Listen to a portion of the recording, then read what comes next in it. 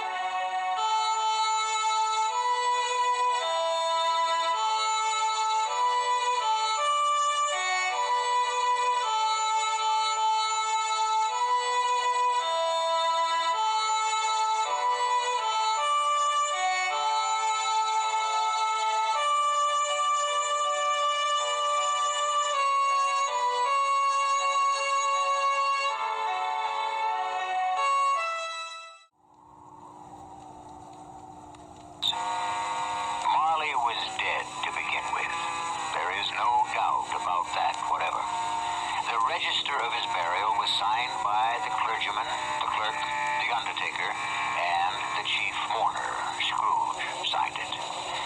Old Marley was dead as a doornail. Ebenezer Scrooge? Oh, he was a tight-fisted hand at the grindstone, hard and sharp as flint, from which no steel had ever struck out generous fire. Solitary as an oyster, he iced his office in the dog days and didn't thaw it out 1 degree, even at Christmas. A Merry Christmas, Uncle. God save you. It's you, nephew. What brings you here on a miserable, cold, windy night like tonight?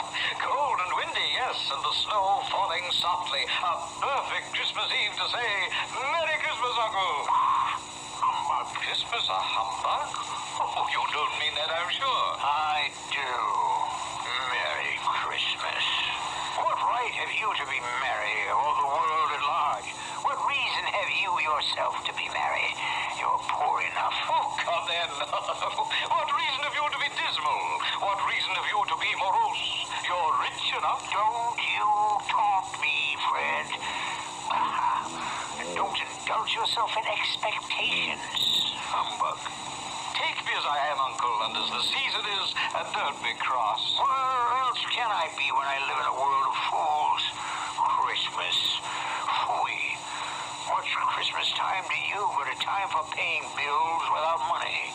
Time for finding yourself a year older and not an hour richer. If I could work my will, every idiot who goes about with Merry Christmas on his lips should be boiled in his own plum pudding and buried with a stake of holly to his heart. Oh, come along, Uncle. Can you not let down for once and enjoy your Oh, nephew, keep Christmas in your own way. Let me keep it mine. Yes, but you don't keep it. Leave me alone, then. Much good it may do you. Much good has it ever done you. Oh, there are a lot of things, Uncle, from which I've never profited. Christmas among the rest. Except that when it comes around, who can resist it? A kind of forgiving time of year when men and women seem by one consent to open up their hearts freely. So then I say, Uncle, though it never put a scrap of silver or gold in my pocket, I believe it has and will do me good, and so I say, God bless it. Who's that? What's that there? I'm sorry, Mr. Scrooge. It's just that it is a holiday, and my hands were so cold.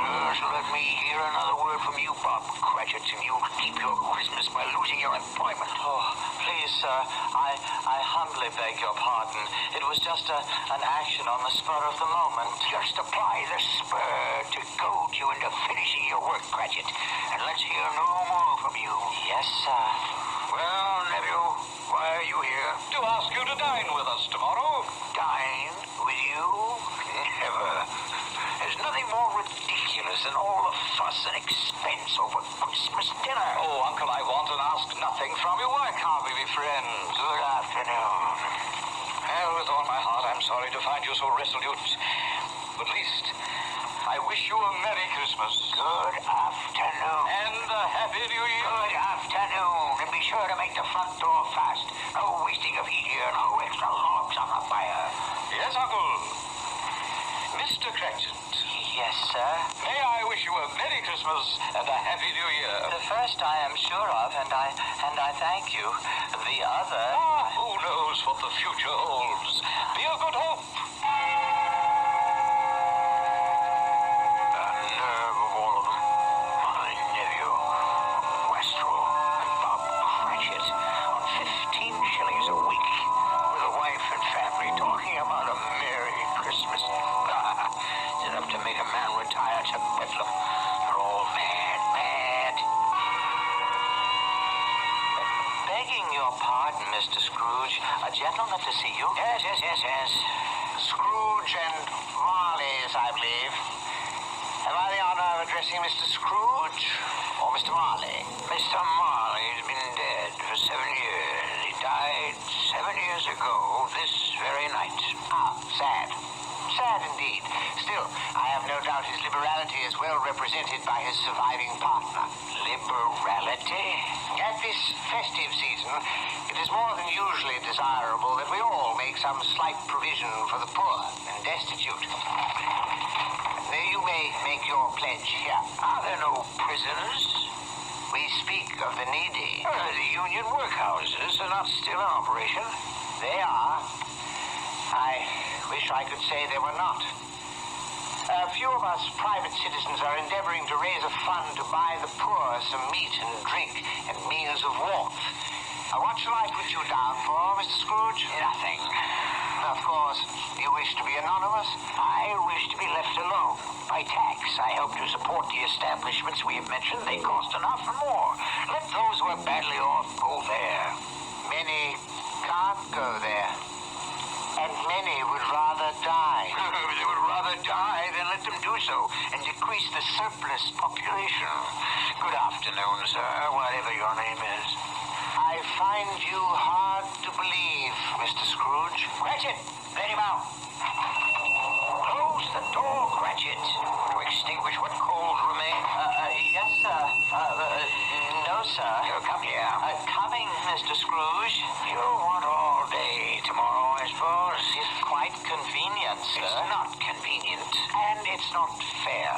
If I was to stop half a crown for it, you'd think yourself ill-used, I'd be bound. Well, sir, And yet you don't think me ill-used when I pay a day's wages for no work. I would not presume to have an opinion, but then it is only one day a year. A poor excuse for picking a man's pocket every 25th of December. I suppose I have no choice. You must have the whole day. Just make sure you are here earlier the following morning.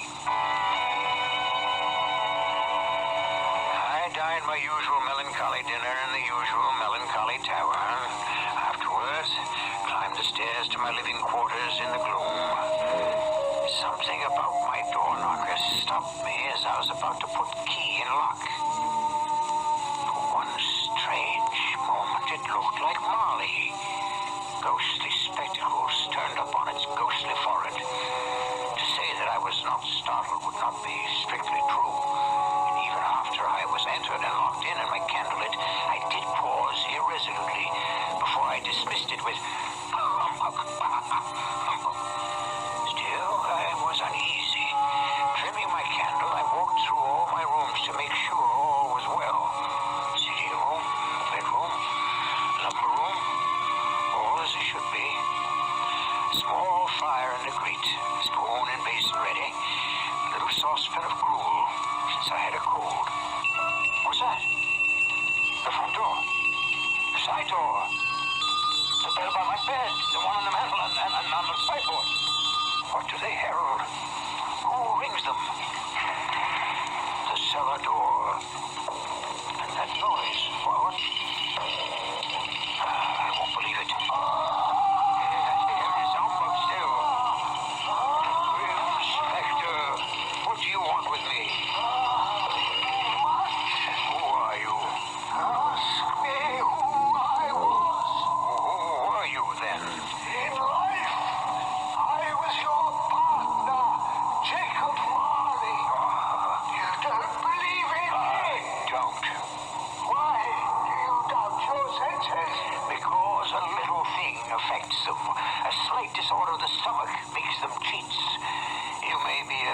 undigested beef, a blot of mustard, a crumb of cheese, a fragment of underdone potato. There's more of gravy about you than the grave, wherever you are. Humbug, I tell you, humbug. Unbeliever! Sir, I unwrapped the bandages from above my head to reveal the rotting flesh. The jaw fallen slackly to my breast. The muscles eaten long since by worms. Now, do you believe me for who and what I am? So, mercy, dread apparition, why do you trouble me? I must. Why are you fettered and bound in chains? I wear the chain I forged in life.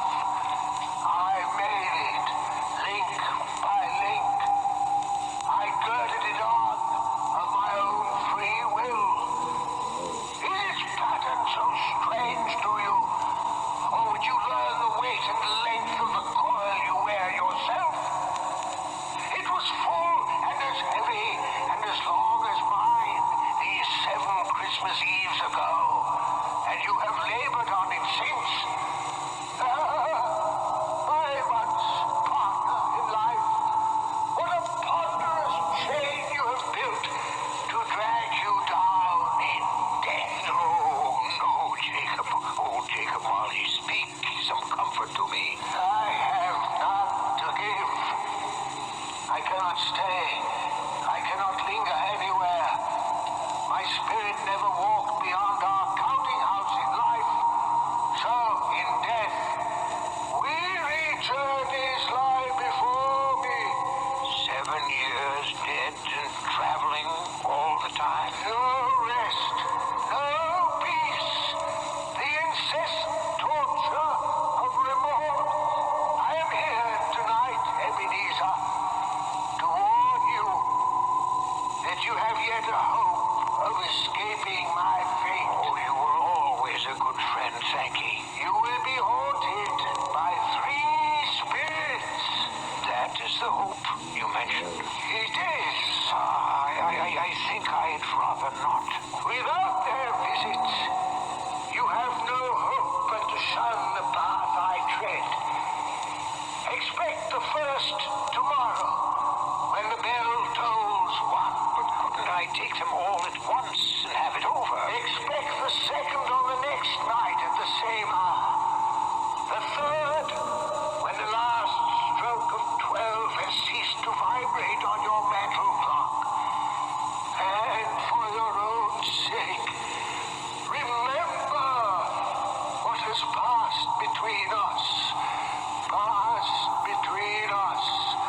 Jacob, do not leave me yet. He was gone, as if he had never been. And yet, he had been.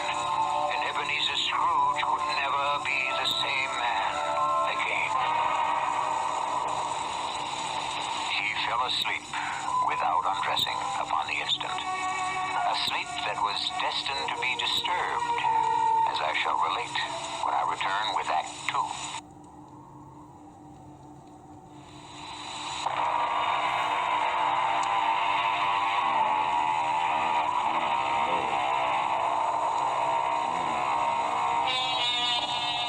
When Scrooge awoke, it was dark, and the chimes of a neighborhood church were striking the 4 quarters. To his amazement, they were followed by 12 strokes of the bell. 12. Impossible. It was 2 when he went to bed.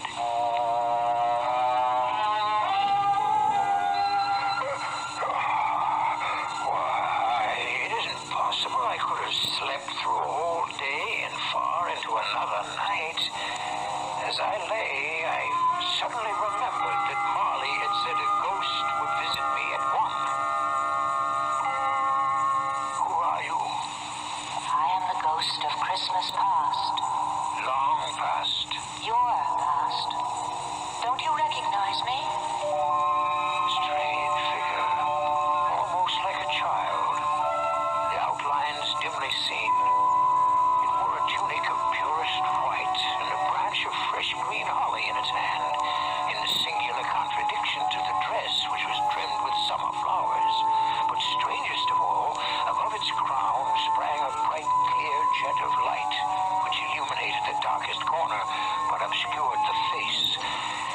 his arm a cap, which looked for all the world like a candle snuffer.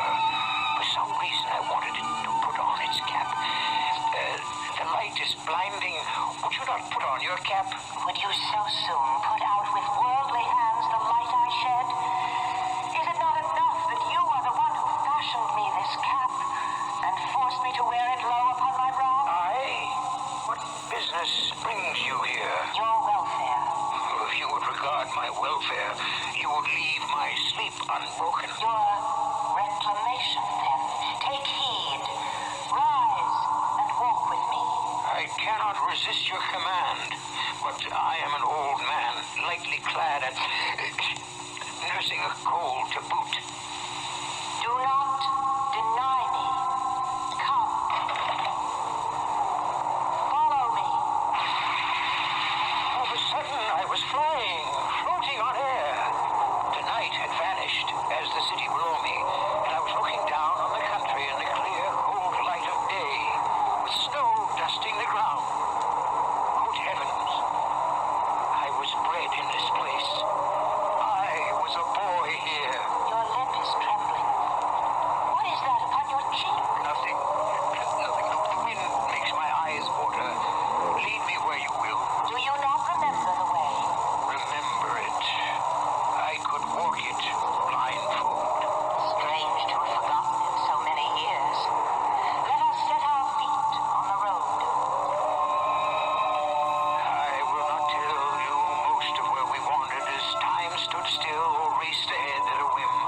The school where I was a child. The house I grew up in, an orphan. A terrible rush of tears remembering another outcast, a foreigner, an alien who in our mutual loneliness had once befriended me. Poor Ali Baba. It's too late now. What's too late? Nothing. There was a boy singing a Christmas carol at my door last night. I should like to have given him something. That's all. What might have been? Let us see another Christmas.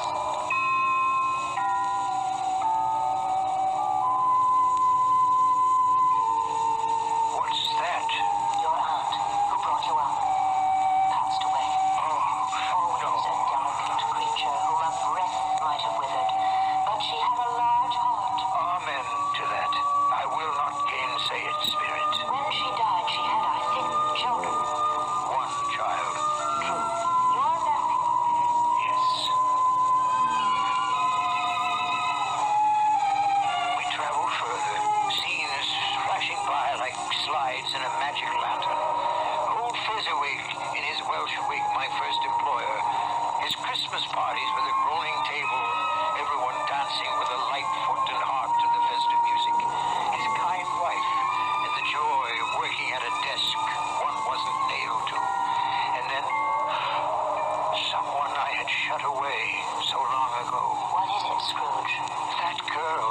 Whom you shall sit beside. No. Oh, yes. This shadow most of all. Don't you remember me? I told you the light blinds me. Then remember me as I was, before you put my light out. No tears, I beg you. None. If the idol who has replaced me can cheer and comfort you, I must not grieve. What idol? A golden one. Nothing but gain engrosses you.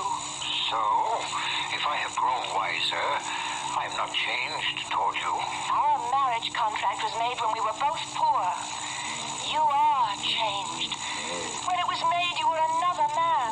I was a boy. Whatever you were, I freely offer you your release. Have I ever sought it? In words? Never. How then? In a changed nature. In everything that made my love of any worth or value in your sight. And so I release you. With a full heart for the love of what once you were. May you be happy in the life you've chosen. Now I recognize you, spirits, and why you've come back to haunt me. Torture me no more. Some shadows still to see. No, I can bear it no longer. Haunt me no longer. you shine is too bright for my eyes to bear. Give me your cap so I may extinguish it, and you. In a puff of smoke, the figure was gone, and I had barely time to reel to my bed, exhausted from the long night's travels, where I fell into a heavy sleep.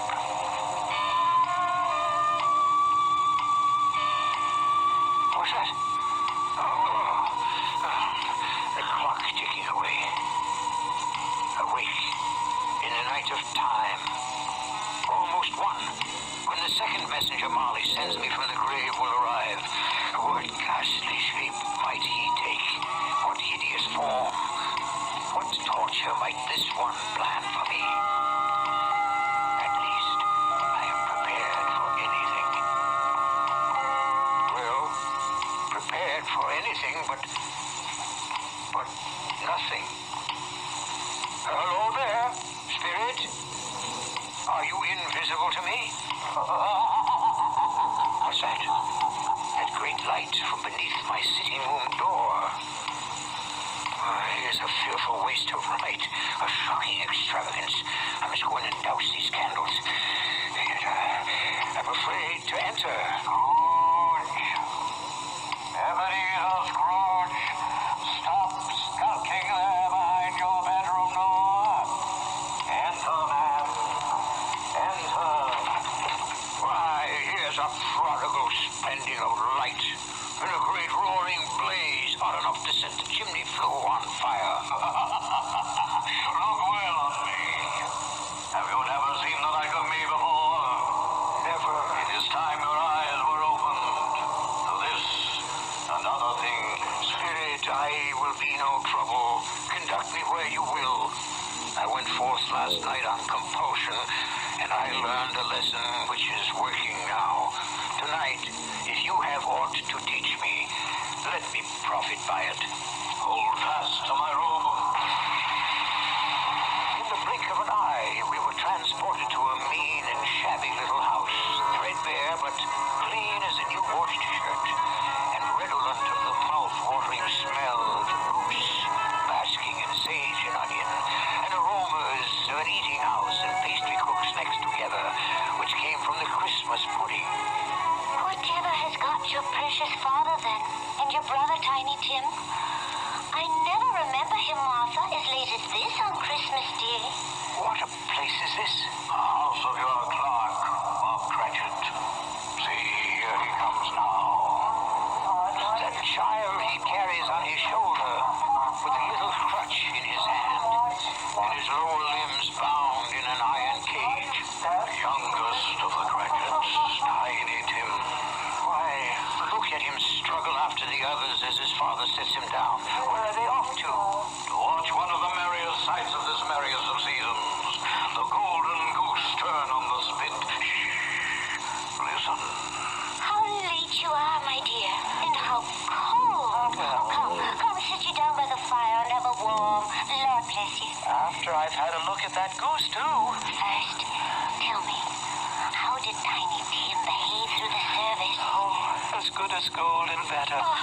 Somehow he gets thoughtful sitting by himself so much and thinks the strangest things you ever heard. I know. What was it this time? He told me coming home he hoped everyone in the church saw him because he was a cripple. Because it might be pleasant to them to remember upon Christmas Day who it was made lame beggars walk and blind men see. Oh, I feel so much for you. No, you must not, my dear. Remember the day. Come, let's join the others. Tell me, spirit, will Tiny Tim live? I see a vacant seat in the poor chimney corner, and a little crutch without an owner. If these shadows remain unaltered by the future, the child will die. No, kind spirit, spare him. That from you recall your own words. If he be like to die, he had better do it and decrease the surplus population. I am ashamed. And should be, man, if you be man at heart, forbear that wicked cat until you have discovered what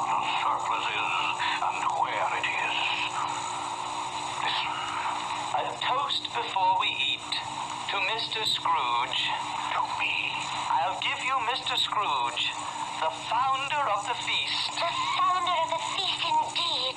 Oh, I wish I had him here.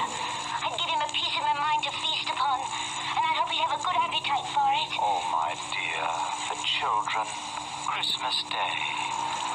Well, I'll drink to his health for your sake and the day's, not for his. Long life to him. A Merry Christmas and a Happy New Year. Oh, you'll be very merry and very happy, I've no doubt. And now, a Merry Christmas to us all, my dears. God bless us. God bless us, everyone. Yes, Merry My very name cast a pall upon their happiness. But mark you on the wealth of spirit among them, which thought kindly on a man with as little spirit as yours. In particular, that poor little lad, Tiny Tim. Did you notice how generous he was to end the toast with, God bless us, everyone, including even me? What a valiant little soul, in spite of all his handicaps. Perhaps your eyes are opening at last. But come, you have more to learn. Where now? Your nephew's house. He said that Christmas was a humbug. As I live, he believed it, too. More shame for him, Fred, that my uncle-in-law should speak so. Well, he's a comical old fellow, not so pleasant as he might be. However, his offenses carry their own punishment, and I have nothing to say against him. And I will have no downturned mouths at this season. So here is a glass of mulled wine to our hands. Let's drink to the old man. Well, he has given us plenty of merriment at that. So, to Uncle Scrooge. A Merry Christmas and a Happy New Year to the old man, whatever he is.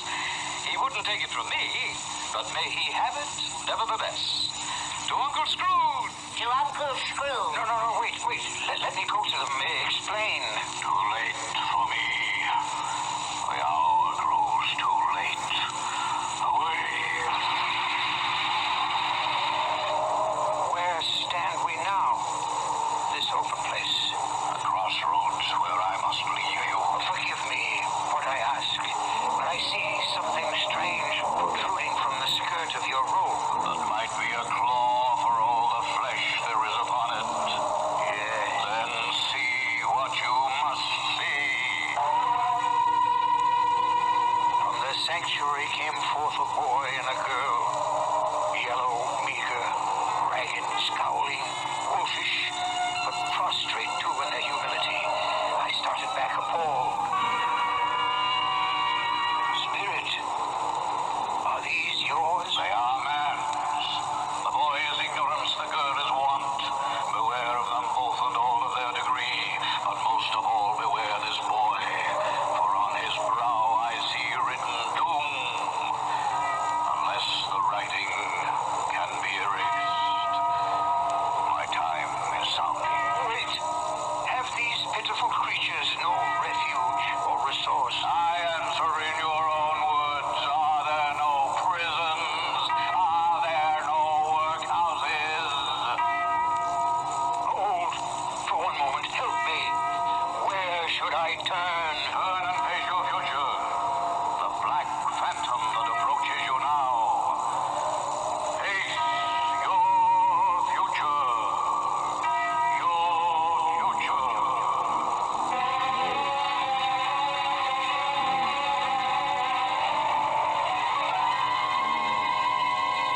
As the last stroke of the bell struck 12, Scrooge turned to face a dread figure, a solemn phantom, draped and hooded in blacks and deep grays, coming, creeping like the mist about it towards him.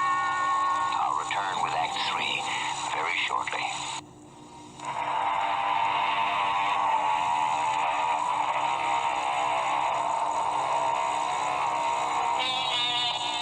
The last phantom silently, slowly, gravely approached.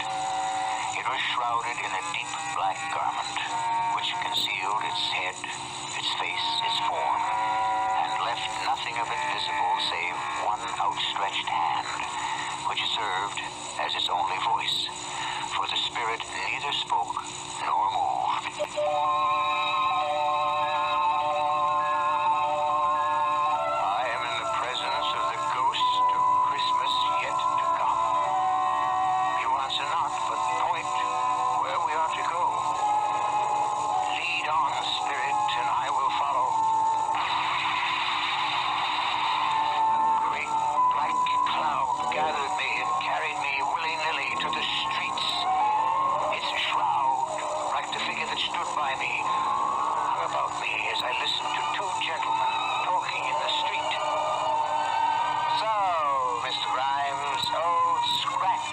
on his own at last? I have been so informed, Mr. Goodfellow. When did he die? Last night, I believe. What on earth could he have caught? I thought he'd never die. God knows. Why should I care? What has he done with his money? Heaven knows. Not left to charity, and certainly not to me. Left to his company, perhaps.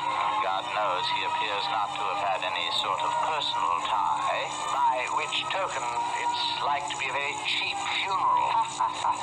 For upon my life, I cannot think of anybody to go to it.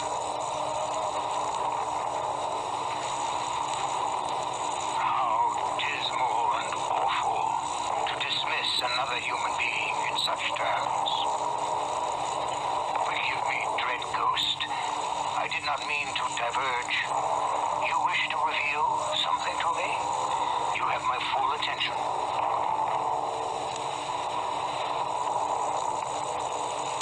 Fred, the news is bad. Bad. We are quite ruined. Oh, there's hope for us yet. He relents. If he forgives or forgave, there might have been. Oh, but it is too late for the miracle. Poor, old, miserable boy. He's past relenting. He's dead. No, wait, Spirit, wait. I'm not ready to leave. What else would you have me look on? Tell me again about today. About little Tim on the grave. It would have done you good to see how green a place it is, but you'll see it often. I promised him I would walk there every other Sunday. My last born. My poor little broken child. Oh, please. I shall break down with you. Oh, my darling, we can all try to be brave, but how can we hide our sorrow? What is more final and dreadful than death? I want to help, Spectre, but something informs me that our parting moment is at hand. Tell me, what man was it I saw lying dead? Very well. You point. Where to this time? A churchyard. And here we are. A headstone. She would have me read it? Tell me, are these the shadows of things that will be, or may be, only? Oh, my own name, Ebenezer Scrooge. Spirit, hear me. I am not the man I was. I will not be the man I must have been from all this intercourse. Why show me this if I am past all hope? For once, you make no motion. Your nature intercedes for me and pities me. Good Spirit, I will honor Christmas in my heart and try to keep it all the year. The three spirits shall strive within me. I will not shut out the lessons that they teach. Oh, tell me I may sponge away the writing on this stone. Give me your hand, I beg you. Give me your hand. I hold you to me. You cannot disappear. You cannot disappear. You... Oh, bless my soul. What I cling to is my own bedpost. And wait. Perhaps my time is my own to make amends in. Yes, I will live in the past, in the present, and the future. The spirits of all three shall strive within me. Oh, Jacob Marley, heaven and Christmas time be praised for this. I say it on my knees, oh Jacob, on my knees. I don't know what to do. I'm as light as a feather, and I am as happy as an angel. I'm as merry as a schoolboy. I'm as giddy as a drunken man. A Merry Christmas to everyone. A Happy New Year to all the world. Hello there. Hello. Oh, there's the saucepan the gruel was in. There's the door by which the ghost of Jacob Marley entered.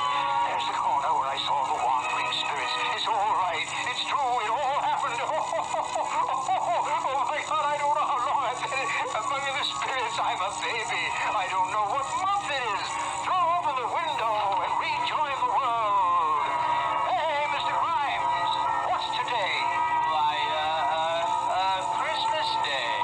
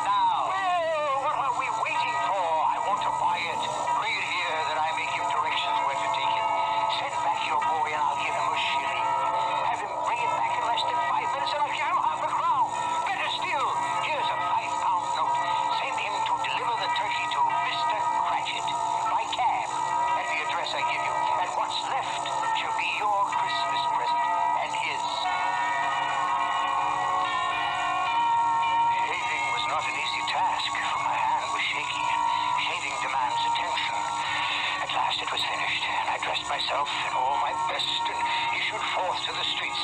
The first person I met was a portly gentleman who had walked into my counting house the day before, saying, "Scrooge and Molly's, I believe." I hastened to intercept him.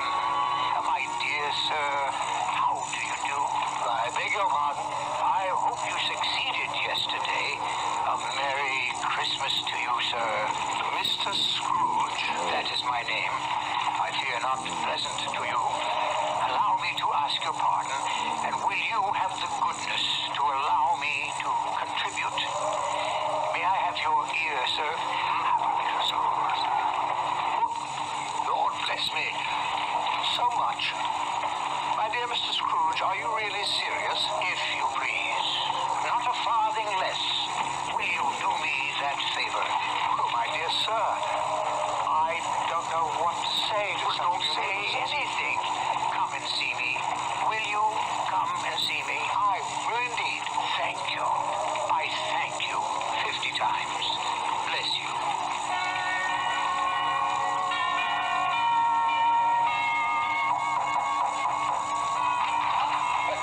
Merry Christmas. By all that's holy, is it you, Uncle? Me, Fred. You did ask me to dinner. Am I too late to take up the invitation? Too late? Will you let me in? Will I let you in? Why, here's the merriest turn a Christmas can take courting, wife. Here's Uncle Scrooge to share our Christmas. Isn't that a present for this day? You couldn't have brought Fred a better one. Welcome to our home, Uncle. For only the first of many times, I hope. It's a whole new year. Yes, and you may spend it all with us if you will. Only today, for I must be in the office as early as can be.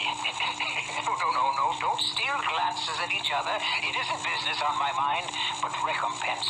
And since at last I have learned to laugh, I want to have my first joke with the man I have perhaps wronged most all of these years, my faithful Bob Cratchit. A wonderful day. An evening with my nephew, a deep sleep that might have lasted for days, except that I was bound and determined to be earlier than my clerk at the counting house that Monday morning. I was as pleased as a child when I beat him there. Even more pleased to find that for once he was late. When the door opened and he came in, he was a full 18½ minutes behind his time. His hat and cigar were off before he opened the door. In terror of the man I had been, he was on it within a jiffy, writing his pen as if he were trying to overtake the lost minutes. Morning, Mr. Scrooge. Morning. A little late for that. What do you mean by coming here this time of day? I am very sorry, sir. I am behind time. You are? Yes, I think you are. Now step this way, sir, if you please. It's only once a year, sir. It shall not be repeated. I was making rather merry yesterday, sir. Now, I'll tell you what, my friend. I'm not going to stand by this sort of thing any longer. And therefore, I feel myself forced to raise your salary. Why, Mr. Scrooge, sir, do you feel all right? Merry Christmas, Bob. A merrier Christmas than I have given you for many a year. Not only raise your salary, but discuss your affairs and endeavor to help your struggling family over a Christmas bowl of smoking bishop. So, make up the fires till they hot us right out of the counting house before you dot another I, Bob Cratchit. It's not only a new year, but a whole new world for both of us.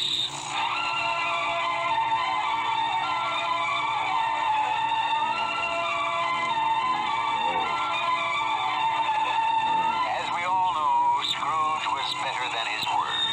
He did it all. And to Tiny Tim, who did not die, he was a second father. And he made a good new will for his nephew and his future partner, Bob Cratchit. One thing after a long life he took to his grave, that he knew how to keep Christmas well. May it be truly said of all of us, and as Tiny Tim observed, God bless us, everyone. Merry Christmas and Happy apologize.